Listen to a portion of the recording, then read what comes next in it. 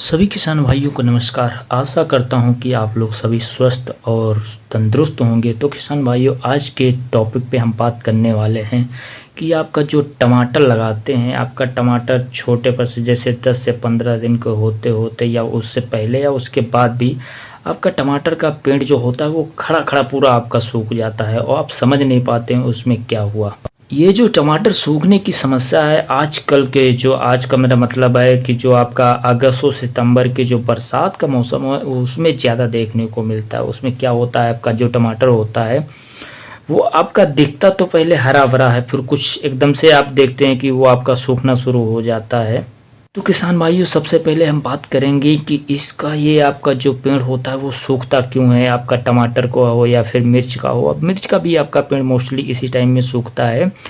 तो किसान भाइयों, आपको ये ध्यान रखना है कि इसमें आपका ये वायरस लगने के कारण होता है। जो आपकी ये जड़ें होती हैं उनमें एक वायरस लग जाता है। तो वायरस आपका क्या करता है, जो आपकी पेड़ की जड़ें होती हैं उनको धीरे धीरे खाना शुरू कर देता है। और आपकी जैसे कि टमाटर हुआ, इसकी जड़ें आपकी बहुत ही मुलायम होती हैं, वो धीरे धीरे खाना शुरू कर देता है, जिससे क्या होती है वो आपकी जड़ें नष्ट हो जाती हैं। और फिर उससे जो आपका जो पेड़ होता है, जो आपका पोषक तत्व जैसे आप उसमें NPK, DAP या अदर प्रकार के फंगस वंगस जो डालते हैं, वो आपका पेड़ अवशोषित नहीं कर पा सकता है। आपका जो पेड़ तक वहाँ तक पहुँच नहीं पाता है। जैसा कि किसान भाई आप इसमें देख सकते हैं, इसकी ये पेड़ है, इसको जड़ें उखाड़ी गई तो पता चला, आप देखेंगे तो इसके नीचे की जड़ें लगभग थोड़ी बहुत खा गई हैं। उसको आप फाड़ेंगे तो बीच से आपको लगेगा कि जैसे आपका सूख रहा है पेड़। जिससे क्या होता है, आपकी जड़ें नष्ट होने से आपकी जो खाद का प्रयोग आप करते हैं, उर्वरक का प्रयोग करते हैं, वो और पानी जो आपका जड़ों से जाता है वो पेड़ तक ऊपर तक नहीं पहुंच पाता है। आपके तने और पत्ते होते हैं, जिससे क्या होता है आपका पेड़ धीरे धीरे मुरझाना शुरू हो जाता है। और एक एक आप देखेंगे, आपके इतना पेड़, वैसे भी आपका टमाटर का पेड़ बहुत मुलायम होता है, तो एकदम से आपको दिखेगा वो मुरझा गया है। अब हम किसान भाइयों बात करते हैं कि आप इसका रोकथाम कैसे कर सकते हैं। मोस्टली आपका जो होता है, आपका इसका बहुत ज़्यादा तक मात्रा तक आप पेड़ को नहीं रोक सकते हैं सूखने से, मगर फिर भी आपका जो 20 से 25% होता है आपका नुकसान हो जाता है। और ये देखने को ज़्यादातर आपका बरसात के टाइम में मिलता है, बरसात से भी ज़्यादा होता है। जैसे पानी भरा रहता है तब भी ये ज़्यादा होता है। तो आपको ध्यान दीजिएगा कि आपको खेत में जो अगर पानी भरा रहता है तो उसको पानी को निकालने की व्यवस्था कर लीजिए, पानी जिससे निकल जाए।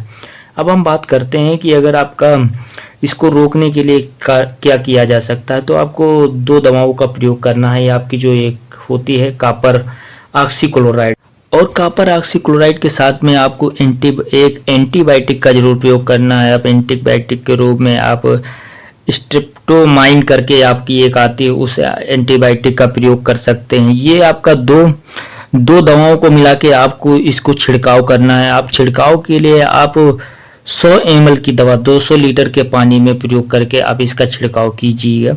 अगर आप देखिएगा, अगर आपका पेड़ का रुक रही है, अगर आप उसकी मुरझाने से आपका पेड़ रुक रहा है तो आप इसको छिड़काव नहीं करना है। अगर आपका पेड़ फिर भी नहीं रुक रहा है तो आपको 10 से 12 दिन का इंतजार करना है, और उसके बाद में आपको टर्कोडर्मा का उपयोग करना है। जो आपको टर्कोडर्मा होता है उसका उपयोग तब किया जाता है जब आपका ये कॉपर ऑक्सीक्लोराइड का प्रयोग करने से आपका नहीं रुकता, क्योंकि और इसका भी आपका 100 ml की दवा का प्रयोग 200 ml के लीटर के पानी में आपका प्रयोग करके करना है। आपका 200 लीटर का पानी का आपको बनानी है, उसी हिसाब से आपका छिड़काव करना है। और इन दवाओं का छिड़काव आपको शाम को ही टाइम करना है, वही 4 से 5 के बजे के आसपास आपको छिड़काव करना है। उससे पहले आपका छिड़काव नहीं करना है। आप ऐसा मत कीजिए कि सुबह के टाइम में छिड़काव कर देगा, कि आपका जो टमाटर का पेड़ होता है वो कोमल होता है, जिससे क्या होता है उसका इफेक्ट पड़ता है। आपको उसको शाम को ही छिड़काव करना है। तो किसान भाइयों, आपको जानकारी कैसी लगी आप कमेंट करके ज़रूर बताएं, और चैनल को सब्सक्राइब जरूर कर दें अगर आप इस चैनल पर नए हैं।